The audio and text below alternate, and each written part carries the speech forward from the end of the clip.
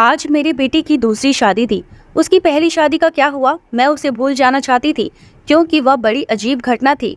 लेकिन आज उसकी दूसरी शादी थी। मुझे यकीन था कि वह मेरे बेटे का ख्याल रखेगी। मेरा बेटा बहुत अच्छा कमा रहा था और बहुत सुंदर था। वह इस परिवार का एकमात्र वारिस था। सभी उसे प्यार करते थे, इसीलिए किसी को भी यह बात अजीब नहीं लग रही थी कि उसकी दूसरी शादी इतनी जल्दी हो रही है। पर मेरा दिल धक धक कर रहा था। रात जैसे जैसे नजदीक आ रही थी, मेरा दिल भी उतनी ही तेजी से धड़क रहा था और मैं चिंतित हो रही थी। मेरी बेटी को भी इस बात का पता था और वह भी मेरी तरह चिंतित थी और बोली कि अगर आज भी ऐसा ही हुआ तो फिर क्या होगा। मैंने कहा, अपने मुंह से कुछ अच्छा निकालो, मैं पहले से ही चिंतित हूँ। अब सभी मेहमान आ गए हैं। पिछली बार देश में एक महामारी के कारण इतने लोगों को आमंत्रित नहीं कर सके थे, लेकिन इस शादी में सभी रिश्तेदार बहुत उत्साह के साथ आए थे। इसीलिए लोग पिछली शादी के बारे में ज्यादा नहीं जानते थे और यह भी नहीं जानते थे कि ऐसा क्या हुआ कि उन्हें फिर से शादी करनी पड़ी। मेरा बेटा इससे बहुत खुश था। कोई समस्या नहीं थी क्योंकि उसकी यह पत्नी पहली पत्नी से कहीं ज्यादा खूबसूरत थी और उम्र में छोटी भी थी, तो उसे तो खुश होना ही चाहिए था। सर्दी का मौसम था। ज्यादातर मेहमान घर में ठहरे हुए थे। समारोह बाहर हो रहा था। नाच गाना चल रहा था। लोग आपस में मजाक कर रहे थे। मैंने अपनी जेठानी से कहा, दुल्हन दूसरे शहर से आई है और बहुत थकी हुई है। मुझे लगता है उसे दूसरे कमरे में नहीं भेजना चाहिए। मेरी जेठानी ने कहा, तुम्हें क्या हो गया है? उनकी अभी शादी हुई है और तुम हो कि उनकी रात खराब करना चाहती हो। मानती हो शादी ब्याह में थकावट हो जाती है, लेकिन नया खून है। कॉफी शॉफी पिला दो, फ्रेश हो जाएंगे और फिर सुबह रिसेप्शन भी तो है। मैं बोली, वह थक जाएगी बेचारी। मेरी जेठानी ने कहा कि आजकल कोई भी इतना नहीं थकता। लड़कियों को अपनी शादी करने का बहुत शौक होता है। उसे अपने बेटे के कमरे में भेज दो। अब रात के 12 बज गए हैं। सुबह उठकर तैयार भी तो होना है। मुझे नहीं पता कि तुम इतना टाइम क्यों लगा रही हो। सभी रस्में हो चुकी हैं। हर कोई नाच गाकर थक गया है। बेचारी दुल्हन भी अपने कमरे में जाना चाहती है। मेरी जेठानी तो वैसे भी बाल की खाल निकालने में माहिर थी, सबसे बड़ी थी, इसीलिए सोचा उनसे सलाह मशवरा कर लूं।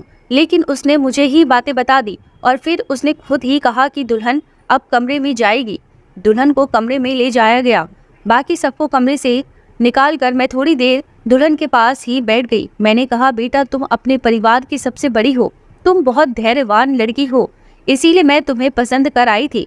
देखो बेटा, जब शादी होती है तो कुछ ऐसी चीजें होती है जो हमें पसंद नहीं आती है, लेकिन मेरी बच्ची तुम थोड़ा सब्र करना।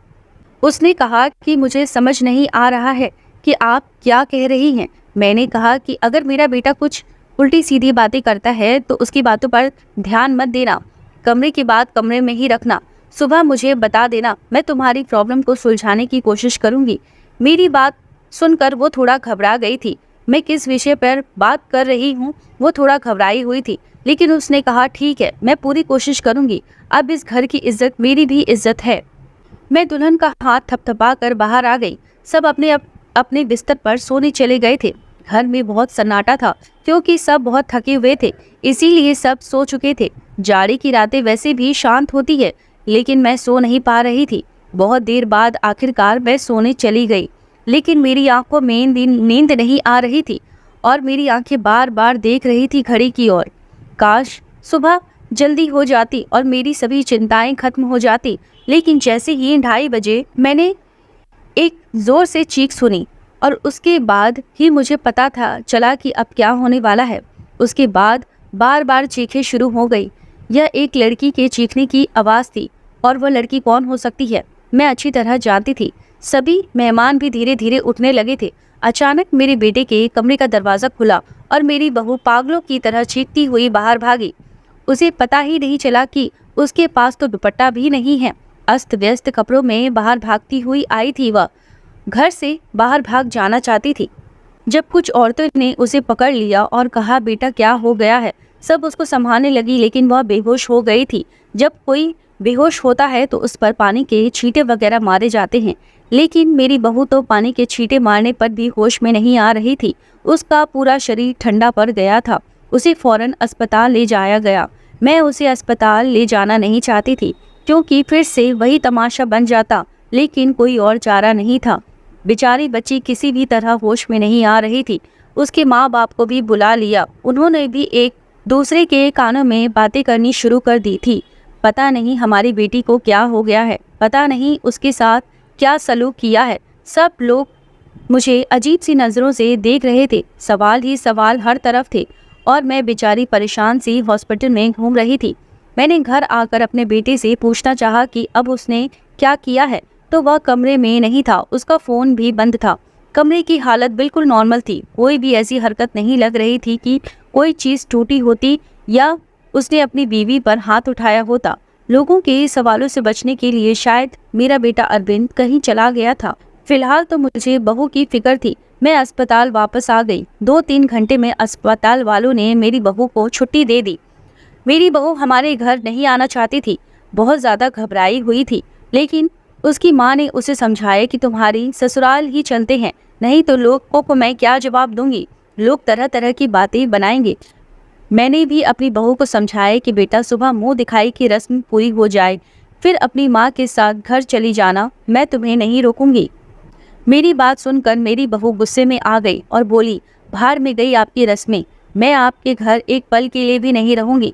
मैं अपने घर जाऊंगी और मुझे अपने घर जाने से ना कोई समाज रोक सकता है और ना कोई कानून। मैं एक पढ़ी लिखी लड़की हूँ और मुझे अपनी ज़िंदगी अपने तरीके से जीने का हक है। मुझे आपके बेटे के साथ एक पल भी नहीं रहना है। मेरी बहू ने अपना फैसला सुना दिया था। मैं चुपचाप आंखों में आंसू लिए उसे देख रही थी। यह तो पहले भी हो चुका था जब अरविंद की पहली शादी हुई थी। मेरी पहली बहू के साथ भी यही हुआ था। वह मेरी पसंद की लड़की थी। वह मेरी बेटी की दोस्त थी। वह उसे बहुत पसंद करती थी। वह उसे बहुत खुशी के साथ घर लेकर आई थी। इन लोगों ने हमारा बहुत सहयोग किया। वह एक अमीर पिता की बेटी थी। वह बहुत अच्छी लड़की थी। मुझे भी उसका घर आना जाना अच्छा लगता था। कुछ ही दिनों में मैंने महसूस किया कि जैसे ही वह अरविंद को पसंद करने लगी है और शायद इसीलिए रिश्ता भेजा था। लेकिन शादी के बाद उसके साथ भी ऐसा ही हुआ था। शादी की पहली रात वो चिल्लाते हुए कमरे से बाहर भागी और उसके बाद मेरे बेटे की शक्ल देखने से भी मना कर दिया था। सब ने उसे बहुत समझाया कि बेटा अपनी ज़िंदगी के बारे में तो सोचो, लेकिन उसने कहा कि मेरी ज़िंदगी तो बर्बाद हो गई। और अब इस लड़की को भी समझाया जा रहा था, लेकिन वह भी कह रही थी कि अगर मुझे नहीं रहना है तो मैं नहीं रहूंगी आपके बेटे के साथ। मेरा बेटा भी कोई जवाब नहीं दे रहा था, पता नहीं कहाँ चला गया था। लड़की का बाप बार बार कह रहा था कि उस व्यक्ति को बुलाओ, हम उससे पूछेंगे कि उसने हमारी बेटी के साथ क्या किया। अरविंद घर आ चुका था। सब उस पर सवालों की बौछार कर रहे थे, लेकिन उसने चुप्पी साध ली थी। कुछ भी नहीं बोल रहा था। थक हार कर सब खामोश हो गए। लड़की के माँ बाप भी अरविंद को भला बुरा और धमका कर चले गए थे। वह अपनी बेटी को भी साथ ले गए थे। अच्छा खासा तमाशा हो गया था। सब मेहमानों के सामने नाक कट गई थी हमारी। लड़की के माँ बाप ने हमारी बेइज्जती करने में कोई कसर नहीं छोड़ी थी। लेकिन अरविंद अपने मुंह से एक शब्द भी नहीं बोल रहा था। अरविंद के पिताजी पहले ही इस दुनिया से जा चुके थे। सारी बेइज्जती मुझे अकेले ही सहनी पड़ी। घर में जमा लोगों ने भी हमें अच्छी खासी बातें सुना डाली थी। लड़की की माँ तो काबू में ही नहीं आ रही थी। कुछ चीख चीख कर मुझे भला बुरा कह रही थी, लेकिन उसमें उस बेचारी की क्या गलती थी। आखिर उसकी बेटी की जिंदगी तबाह हो गई थी। आज खुद को बहुत अकेला महसूस कर रही थी। काश अरविंद के पिता होते तो इतनी जल्दी हिम्मत न हारती। लोगों के ताने को अकेले ही सुनती रही। अरविंद बड़ा था। अरविंद से छोटी मेरी एक बेटी थी जो कॉलेज में पढ़ती थी। लोग आपस में कानाफूसी कर रहे थे। अरविंद को लेकर तरह तरह की कहानियां बनाई जा रही थी। कोई कह रहा था पता नहीं शायद अरविंद पागल है, तो कोई कह रहा था लगता है अरविंद दिमागी मरीज है, तो कोई कह रहा था पता नहीं उसने नई दुल्हन के साथ ऐसा क्या किया था कि वह इतना ज़्यादा डर गई। जितनी मुंह उतनी बातें थी, लेकिन मेरे पास इन सब का कोई जवाब नहीं था। जब लोगों को असल बात पता ना हो तो वो खुद की कहानियां बना लेते हैं, और खुद की बनाई हुई उल्टी सीधी कहानियां सच से कहीं ज़्यादा खतरनाक होती है। लेकिन समस्या तो यह थी कि मुझे भी नहीं पता था ऐसा क्या था कि सुहाग रात को मेरी बहुएं मेरे बेटे के कमरे से चीखती हुई भागती थी। उस लड़की ने भी तो मुझे कुछ नहीं बताया था। मैंने खुद ही अपने मन में सोचा था हो सकता है उसने अपने माँ बाप को कुछ बताया हो। सच जानने के लिए मैंने उसके घर फ़ोन कर दिया। भले ही वो हमसे रिश्ता ख़त्म कर गए थे, लेकिन इंसानियत के नाते ही मैंने उसका हाल चाल लेने के लिए फ़ोन किया। फ़ोन लड़की की माँ ने उठाया। मैंने पूछा, अब कैसी तबीयत है आपकी बेटी की? आवाज़ सुनते ही वह भड़क गई थी और बोली थी कि मेरी बेटी अब तक ठीक नहीं हुई है। खबरदार जो आगे से आपने फ़ोन किया। यह सब सुनकर मैं बहुत ज़्यादा परेशान हो गई थी। मेरी पहली बहू के साथ भी ऐसा ही हुआ था। मेरी बेटी ने बताया था कि वह कम से कम 6-7 महीने तक बीमार रही थी। आखिर क्या प्रॉब्लम थी मेरे बेटे को? मुझे कुछ समझ नहीं आ रहा था। क्या कमी थी कि उसकी पत्नियां उससे डर कर भाग जाती थी? अरविंद की बात करूं तो अरविंद बहुत ही सीधा साधा सा बच्चा था। बचपन से ही कम बोलने वाला था, लेकिन उसके अंदर कोई भी ऐसी हरकत नहीं थी जो अब नॉर्मल होती। अरविंद मेरी पहली संतान थी। हमने उसे बहुत ही लाड प्यार से पाला था, लेकिन हमारी इतना लाड प्यार देने से वह बिगड़ा नहीं था। हाँ, उसे अपनी सुंदरता पर घमंड जरूर था। वह कहता, मेरी खूबसूरती और स्मार्टनेस के आगे सभी पानी भरते हैं। उसको पहनने ओढ़ने का बहुत शौक था। अच्छी अच्छी ब्रांडेड चीजें पहनता, पढ़ाई में भी अच्छा था, नौकरी भी टाइम से कर ली थी और अपनी बहन के लिए एक जिम्मेदार भाई था। अपनी बहन श्रुति को कॉलेज लेकर जाता और वापस लेकर आता। घर में खर्चे के लिए पैसे भी देता। कभी मुझसे ऊंची आवाज में बात नहीं करता। उसके दोस्त भी कोई ऐसे नहीं थे जो मैं कहती कि गलत संगत में पड़ गया है। कोई नशा भी नहीं करता था। बस उसके कुछ गिने चुने ही दोस्त थे। एक सबसे अच्छा दोस्त था जो बाहर विदेश में रहता था। कभी कभी उससे फोन पर बात होती थी। मुझसे भी अपने दोस्त की बात करवाता था।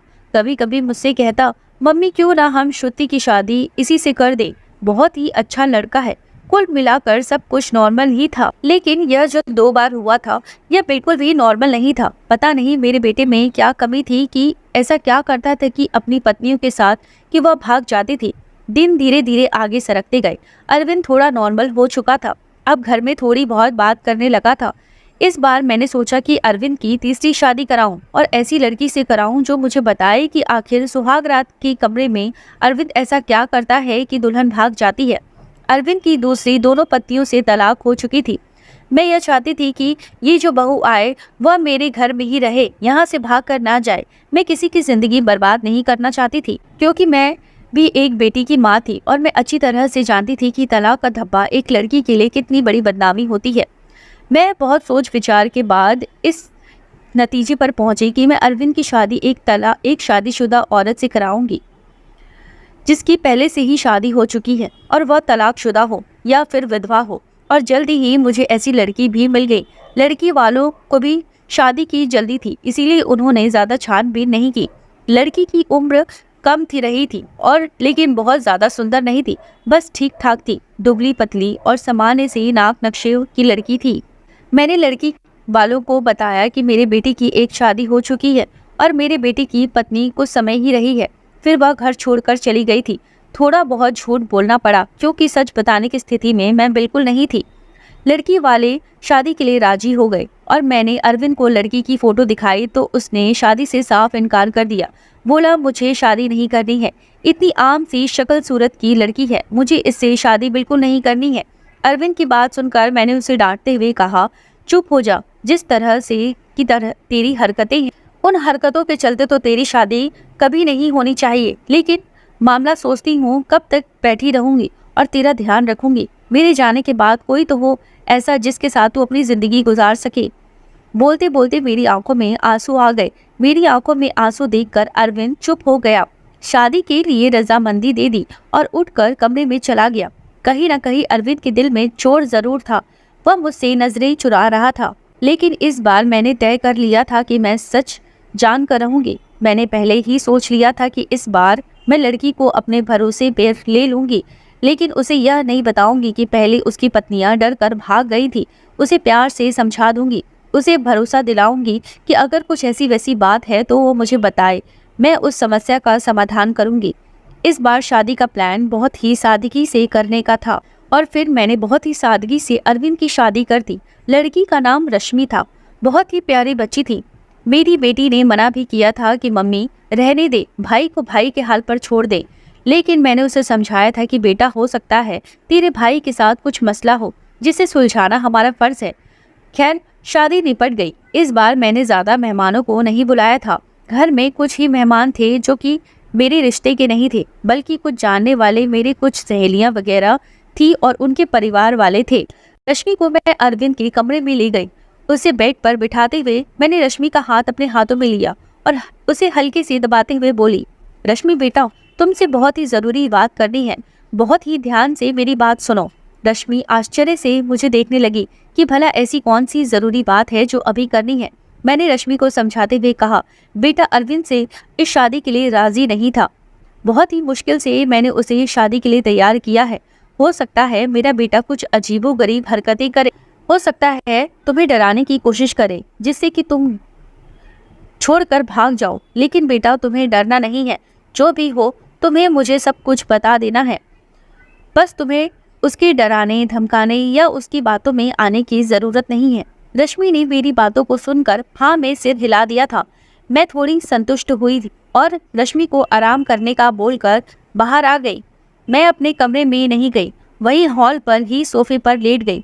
श्रुति को मैंने उसके कमरे में भेज दिया कि तुम सो जाओ, बहुत रात हो चुकी है। श्रुति कमरे में जा चुकी थी, लेकिन जाते जाते उसने कहा कि मम्मी जी, आप जो कर रही हैं गलत कर रही हैं।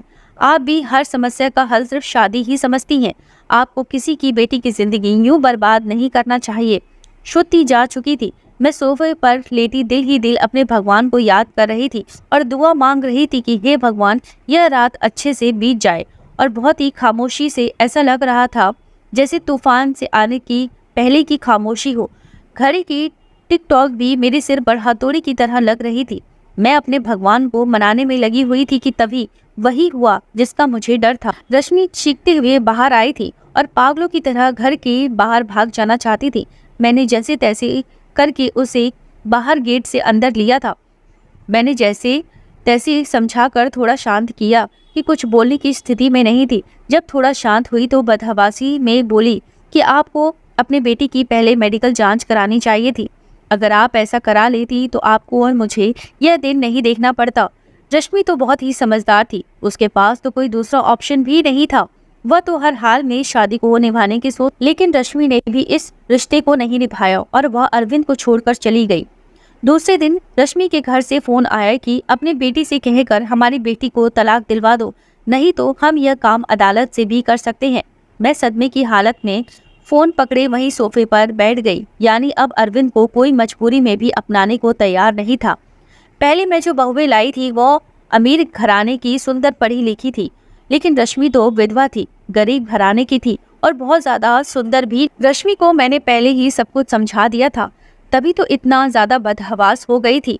आखिर ऐसी क्या कमी थी मेरे बेटे में जो जेवरात मैं दुल्हन को देती थी, दुल्हन के घर वाले शादी के दूसरे दिन ही वापस कर देते थे। मैं तो दहेज भी नहीं लेती थी। फिर आखिर ऐसा क्या किया था कि ऐसी खूबसूरत पढ़ी लिखी और अमीर लड़की को छोड़कर लड़कियां भाग जाती थी। मेरा दिमाग सोच सोचकर फटा जा रहा था। कैसे पता लगाएं कि आखिर बात क्या है। अरविंद भी अपने मुंह से कुछ भी कहने को तैयार नहीं था। जब भी इस बारे में कुछ बात करने की कोशिश करती तो वह उठकर बाहर चला जाता, मुझे बात करने का मौका ही नहीं देता। लेकिन अब मैं हर वक्त अरविंद पर नजर रखने लगी थी, उसकी एक एक हरकत पर ध्यान देती थी। शायद कुछ तो ऐसा सबूत मिले जिससे मैं सुराग का पता लगा सकूं, सच जान सकूं कि आखिर सच्चाई क्या है।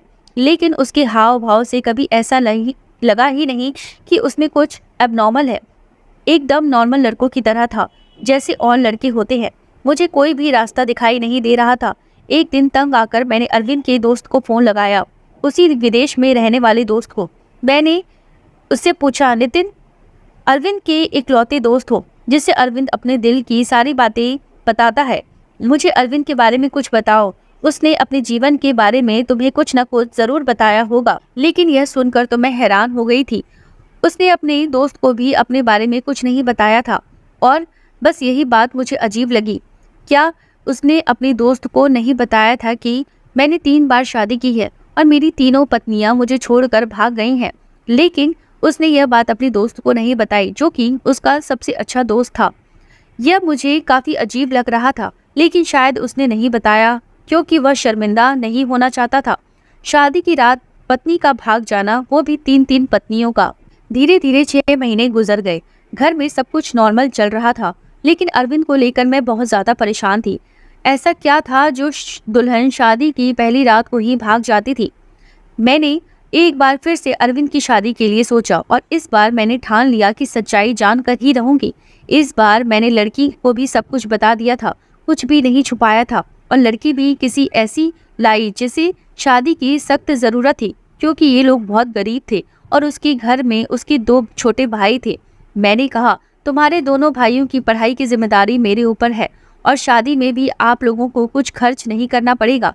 लड़की को तो मैंने राजी कर लिया था, लड़की के माँ बाप भी राजी हो गए, लेकिन मैंने ये बात लड़की के माता पिता को नहीं बताई, बस लड़की को बता दी थी। लड़की थोड़ी घबराई हुई थी क्योंकि मैंने शादी से पहले ही सारी बातें बता दी, लड़की को समझा दी थी। पहले तो वो बहुत ज़्यादा डर गई थी, फिर खुद को संभालते हुए बोली कि कुछ भी हो, मैं इस शादी के लिए तैयार हूँ। अगर मेरी थोड़ी सी त्याग से मेरे भाइयों की ज़िंदगी बनती है तो उसमें बुराई क्या है। जो कुछ भी होगा उसे सहन करूंगी, और वैसे भी सारे समझौते औरतों को ही करने पड़ते हैं। लड़की, जिसका नाम सुमन था, भले ही गरीब घर की थी, लेकिन बहुत ही संस्कारी और समझदारी लगी मुझे।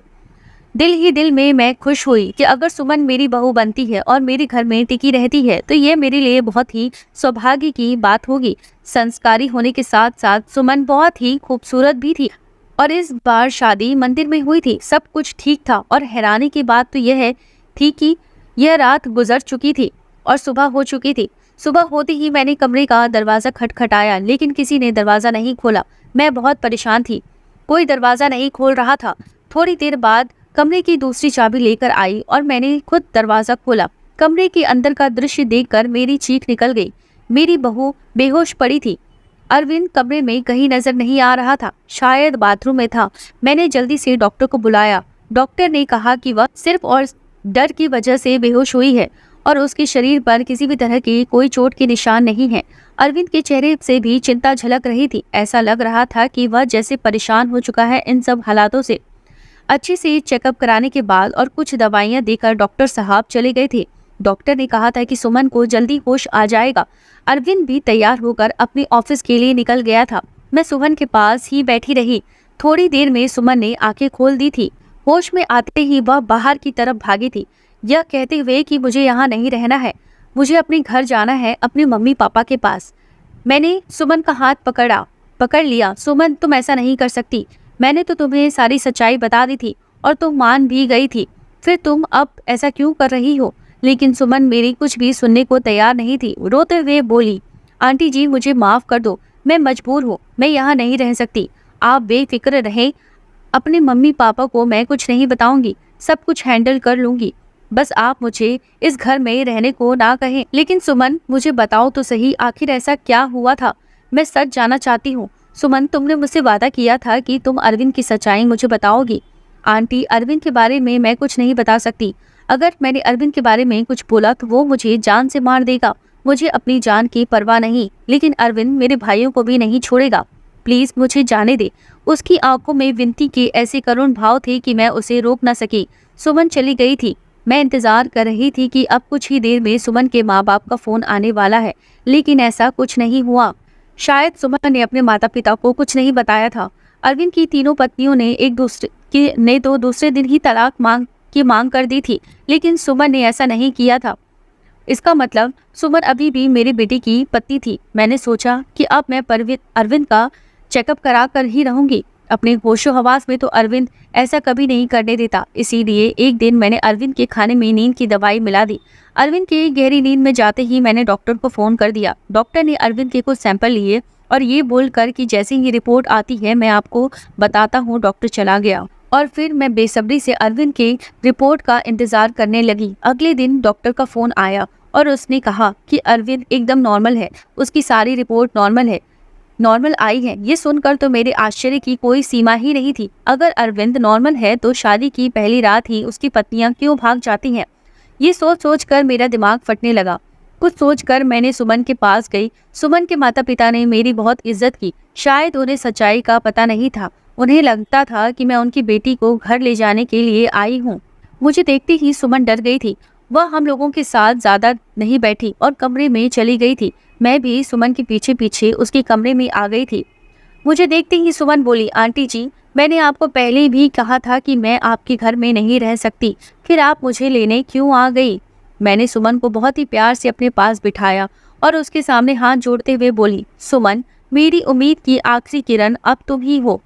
तुम ही मुझे बता सकती हो कि आखिर मेरे बेटे में क्या कमी है। एक मजबूर माँ तुमसे हाथ जोड़कर विनती करती है, प्लीज मना मत कर। मेरी आंखों में आंसू और मेरे जुड़े हुए हाथ लेकर सुमन ने मेरे हाथों को थाम लिया और बोली, आंटी जी, मैं मजबूर हूँ, प्लीज आप मेरे सामने हाथ मत जोड़ें। जब सुमन किसी तरह सच्चाई बताने के लिए राजी नहीं हुई तो फिर मैंने सुमन से कहा, ठीक है, तुम अपने मुंह से कुछ मत बताओ, मैं खुद अपनी आंखों से देख लूंगी, लेकिन तुम मेरी मदद तो कर सकती हो ना प्लीज। तुम आज रात के लिए मेरे बेटे के कमरे में ही रुक जाओ, मैं सारी सच्चाई अपने आंखों से देख लूंगी। पहले तो सुमन डरती रही, लेकिन मेरे बहुत समझाने पर कि मैं तुम्हारे साथ ही रहूंगी, तुम्हें कुछ नहीं होगा, वह मान गई थी। मैं सुमन को अपने घर ले आई और समझ के माता पिता ने बहुत ही खुशी से अपनी बेटी को विदा किया। एक बार फिर से सुमन को दुल्हन बनाकर मैंने अरविंद के कमरे में बिठा दिया। अरविंद को मैंने पहले ही फोन कर दिया था कि सुमन घर आ गई है, तुम भी ऑफिस से जल्दी आ जाना। आज मैं घर पर नहीं मिलूंगी, तुम्हारी मौसी की तबीयत खराब है, वहाँ जा रही हूँ और रात भर वहीं रहूंगी। मेरी बात सुनकर अरविंद ने सिर्फ हाँ में जवाब दिया और फोन काट दिया। मैं अरविंद के कमरे में ही छुप कर बैठ गई। आज सब कुछ मैं अपनी आंखों से देख लेना चाहती थी। कुछ ही देर में दरवाजा खुला था और अंदर कमरे में अरविंद दाखिल हुआ। उसने एक नज़र सजी सवरी बैठी सुमन पर डाली थी और बिना कुछ कहे बाथरूम में घुस गया था। सुमन डरी सहमी सी बैठी थी कि जैसे अभी उठकर भाग जाएगी। मैं भी सांस रोके आने वाली सिचुएशन के लिए खुद को तैयार कर रही थी कि तभी अचानक बाथरूम से किसी औरत के चीखने की आवाज़ आने लगी। आवाज़ें सुन के सुमन बेड से उतरकर नीचे खड़ी हो गई थी। डर से वो थर-थर कांप रही थी। मैं भी हक्का बक्का सी खड़ी थी। अंदर तो अरविंद गया था, फिर ये औरत की आवाज़ क्यों? तभी अरविंद बाहर निकला और अरविंद को देखते ही मैं बेहोश होते होते बची। उसने अपना हुलिया एकदम से बदल लिया था। उसने औरत जैसे कपड़े पहन रखे थे, बहुत ही बेहुदा सा, ये यूं कहिए कि बहुत ही डरावना सा मेकअप कर रखा था। आंखों में जैसे खून उतरा हुआ था। आवाज़ भी लड़की की तरह ही निकाल रहा था। तुमसे मना किया था, मेरी जिंदगी में दोबारा मत आना, तुमने मेरी बात नहीं मानी, अब तुम अपनी मौत की जिम्मेदार खुद होगी। बहुत ही भयानक हंसी हंसता हुआ अरविंद सुमन की तरफ बढ़ा था। सुमन चीख मारती हुई मेरे पास आ गई थी। मैं भी बाहर आ गई थी और अरविंद को रोकने की कोशिश कर रही थी। अरविंद, क्या हो गया है तुम्हें? तुम होश में तो हो? अरविंद ने मुझे जोर से धक्का दिया था। कौन अरविंद? परमीला नाम है मेरा। मौका देखकर सुमन कमरे से भाग गई थी। इससे पहले अरविंद फिर से मेरे पास आता, मैं भी कमरे से बाहर निकली और कमरे को बाहर से बंद कर दिया। अरविंद भी भयानक हंसी मुझे बाहर तक सुनाई दे रही थी। मैं डरी सहमी सुमन को अपने सीने से लगा लिया। हालांकि मैं खुद भी बहुत ज्यादा सकते में थी और डरी हुई थी। आंटी जी, मुझे नहीं मरना है, अरविंद मुझे जिंदा नहीं छोड़ेगा। उसने कहा था कि अगर मैंने किसी को कुछ बताया तो वह मुझे मार डालेगा, साथ ही मेरे भाइयों को भी। मुझे और मेरे भाइयों को बचा लो आंटी जी, कुछ नहीं होगा। सुमन, शांत हो जाओ, मैं सब कुछ संभाल लूंगी। मेरे दिमाग ने जब थोड़ा काम करना शुरू किया तो सबसे पहला ख्याल मेरे दिल में यही आया कि शायद अरविंद पर किसी भूत का साया है। सुमन को मैंने अपने रूम में ही सुलाया था। सुबह उठते ही सबसे पहले मैंने अपने फैमिली डॉक्टर को फ़ोन किया था। 8 बजे डॉक्टर हमारे घर पर थे। मैंने उन्हें सारे हालात से अवगत कराया। साथ ही मैंने डॉक्टर से यह भी कहा कि मुझे लगता है कि अरविंद पर किसी भूत का साया है। मेरी बात सुनकर डॉक्टर ने कहा कि मुझे नहीं लगता है ये किसी भूत का साया है, मुझे तो अरविंद एक दिमागी मरीज लगता है, उस पर पागलपन के दौरे पड़ते हैं। ऐसे मरीज किसी मूवी या किसी कहानी में डूब जाते हैं और उसी कैरेक्टर में खुद को उतार लेते हैं। लेकिन आप टेंशन ना लें, इस मर्ज का इलाज है।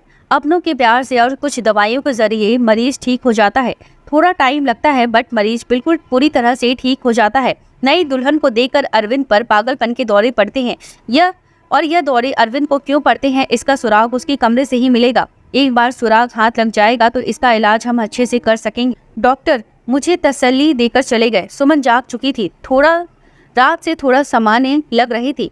उसे चाय नाश्ता कराया। नाश्ता करते हुए सुमन बोली कि मुझे लगता है कि अब मुझे घर चले जाना चाहिए। सुमन की सर पर प्यार से हाथ फेरते हुए मैं बोली, सुमन बेटा, सबसे पहले तो तुम मुझे आंटी कहना बंद करो, तुम मुझे मम्मी जी कहो। और दूसरी बात, अब यही तुम्हारा घर है। इतना सब कुछ अपनी आंखों से देखने के बाद भी आप यह सब कैसे कह सकती हैं? सुमन ने हैरानी से पूछा। तुमसे कहा, अभी डॉक्टर से मेरी बात हुई है। अरविंद बिल्कुल ठीक हो जाएगा, बस उसे थोड़े से प्यार और थोड़ी सी देखभाल की ज़रूरत है जो हम दोनों मिलकर उसे देंगे। मेरा यकीन करो, अरविंद बहुत ही अच्छा लड़का है, तुम्हें बहुत प्यार से रखेगा। मैंने मेरे बहुत देर तक समझाने पर और अपने माँ बाप के हालात देखते हुए सुमन राज़ी हो गई थी। मैंने बहुत ही प्यार से सुमन से कहा कि बेटा सुमन, अब तो एक बार मुझे मम्मी जी कहो। और सुमन ने मुस्कुराते हुए मुझे मम्मी जी कहा था, जिसे सुनकर मेरे दिल में ठंडक उतर गई थी। मुझे उम्मीद की एक किरण नज़र आई थी कि मेरा बेटा ठीक हो जाएगा, उसका भी घर बस जाएगा। 10 बजे के करीब अरविंद के दरवाजे पर खटखट की आवाज़ आई थी। मैंने कहा पर हाथों से दरवाज़ा खोला था, सुमन को अपने कमरे में भेज दिया था। अरविंद एकदम तरोताज़ा खड़ा था। मुझे देखते ही नाराज़गी से बोला, क्या मम्मी जी, मेरा दरवाज़ा बाहर से बंद किसने किया था? मुझे ऑफिस के लिए लेट हो रहा है। एकदम नॉर्मल सी बात कर रहा था, पता नहीं बेटा कैसे बंद हो गया है। चलो तुम नाश्ता कर लो। मैंने उस पर कुछ भी जाहिर नहीं होने दिया। अरविंद ने नाश्ता किया और ऑफिस के लिए निकल गया। अरविंद के ऑफिस निकलते ही सबसे पहले मैं अरविंद के कमरे में गई और उसकी तलाशी ली। मुझे ज़्यादा मेहनत नहीं करनी पड़ी। सामने ही बेड पर मुझे कुछ किताबें दिखी। सुमन भी अब मेरे पास आ चुकी थी। सारी किताबें सेम थी। सब किताबों में एक ही उपन्यास था जिसमें कोई परमीला नाम की लड़की थी। शादी की रात को ही उसके पति ने उसे कमरे से धक्के देकर बाहर निकाल दिया था और अगले ही दिन दूसरी दुल्हन ले आया था। परमीला धीरे धीरे दिमागी मरीज बन गई थी। दुल्हन को देखते ही उस पर दौरे पड़ने लगते थे। अब तो किसी शादी में दुल्हन को देखती थी तो उसे मारने के लिए भागती थी। परमीला के ससुराल वाले ने उसे पागल घोषित कर दिया और उसे उसके मायके भेज दिया। दुल्हन को देखकर परमीला का पागलपन कम नहीं हुआ था और परमीला के कैरेक्टर में ही अरविंद ने खुद को भी उतार लिया था। मैंने डॉक्टर को फ़ोन करके सारी बातें बताई। डॉक्टर ने कहा कि आप लोग बिल्कुल भी ना घबराएं, मैं कुछ दवाइयाँ दूंगा। जो कि उपन्यास अरविंद पढ़ता है वह किताबें, सारी किताबें आप रूम से बाहर निकाल दें। धीरे धीरे प्यार से अरविंद को समझाना पड़ेगा, उसे परमीला के कैरेक्टर से निकालना पड़ेगा। धीरे धीरे डॉक्टर की दवाइयों से और सुमन और मेरी मेहनत से अरविंद ठीक होने लगा था। सुमन अरविंद के सामने सिंपल सी रहती थी, कोई भी श्रृंगार नहीं करती थी। अरविंद के व्यवहार में बहुत बदलाव आने लगा था। उसकी आंखों में मैंने सुमन के लिए प्यार देखा था। सुमन कहीं भी जाती अरविंद की निगाहें उसका पीछा करती थी। अरविंद का इलाज चलते आज 3 महीने हो चुके थे। सुमन ने जिस मेहनत और लगन से मेरा साथ दिया था उसकी मैं कायल हो गई थी। कोई बहुत ही अच्छे कर्म किए थे जो मुझे सुमन जैसी बहू मिली। सुमन अब भी मेरे साथ मेरे कमरे में ही सोती थी, लेकिन आज मैंने सोच लिया था कि सब कुछ फाइनल हो जाना चाहिए। मुझे पूरा विश्वास था कि अरविंद बिल्कुल ठीक हो चुका है। मैंने सुमन से कहा कि सुमन, आज तुम्हें आखिरी कदम और उठाना पड़ेगा, इसके बाद तुम्हारी ज़िंदगी में खुशियाँ ही खुशियाँ होंगी।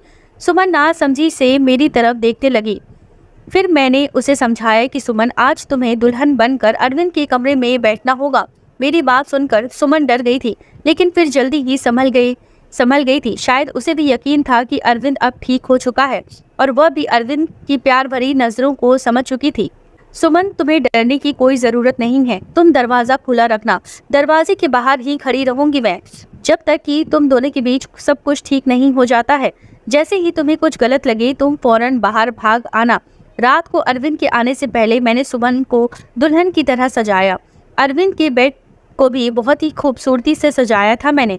अरविंद के आने का टाइम हो गया था। मैंने सुमन को सजे सजाए बेड पर बिठा दिया और बाहर आ गई। थोड़ी देर में अरविंद आ चुका था। खाना खाते हुए अरविंद की निगाहें इधर उधर कुछ ढूंढ रही थी। मैं समझ गई थी कि अरविंद किसे ढूंढ रहा है, लेकिन मैं अनजान बनी रही। कुछ देर में अरविंद खुद ही बोल पड़ा, मम्मी, सुमन कहीं दिखाई नहीं दे रही है, क्या कहीं गई हुई है? मेरे बोलने से पहले ही श्रुति बोल पड़ी, भैया भाभी तो आपके ही। इससे पहले कि श्रुति अपनी बात पूरी करती, मैंने उसे चुप करा दिया। मैंने मुस्कुराते हुए कहा, अरविंद, तुम पहले खाना खत्म करो, इसके बाद अपने कमरे में जाओ तो अपने सवालों का जवाब मिल जाएगा। खाना खाने के बाद अरविंद अपने कमरे में चला गया। मेरा दिल जोरों से धड़क रहा था। पता नहीं अब क्या होने वाला है। हे भगवान, सब कुछ ठीक हो। मैं अरविंद के पीछे पीछे चली और बाहर गेट पर ही रुक गई। मैं अंदर कान लगाकर सुनने की कोशिश कर रही थी कि अंदर सब कुछ ठीक तो है। खड़े खड़े मुझे काफी देर हो गई थी, लेकिन अभी तक अंदर शांति थी और कुछ ही देर में मुझे सुमन और अरविंद की सरगोशियां सुनाई देने लगी। प्यार में डूबी सरगोशियां। मैं मुस्कुरा दी। मेरे अंदर तक सुकून उतर गया। मन ही मन मैंने भगवान को धन्यवाद दिया और अपने कमरे में आकर सुकून से लेट गई। सुबह मेरी आंख देर से खुली। जल्दी जल्दी उठकर किचन की तरफ भागी तो सुमन को किचन में पहले से मौजूद पाया। मुझे देखकर सुमन के चेहरे पर मुस्कुराहट आ गई। सुमन की झुकी हुई नजरें और शर्मीली मुस्कुराहट से मैं पहचान गई कि सब कुछ ठीक है। मैंने प्यार से सुमन के माथे को चूमते हुए कहा, सुमन बेटा, तुम इतनी सुबह किचन में क्या कर रही हो? सुमन थोड़ा शर्माते हुए बोली, मम्मी जी, वो अरविंद की कॉफ़ी चाहिए थी, वही बना रही थी। सुमन को कॉफ़ी बनाता छोड़कर मैं बाहर हॉल में आ गई और सोफे पर बैठ गई। मैंने अपनी आंखें बंद कर ली। आज मेरे अरविंद के और सुमन के जीवन में खुशियां ही खुशियां थी। भगवान मेरे परिवार को किसी की नज़र ना लगे। दोस्तों, ये कहानी अगर आपको पसंद आई है तो वीडियो को लाइक अवश्य करें और चैनल को सब्सक्राइब करना ना भूलें। धन्यवाद।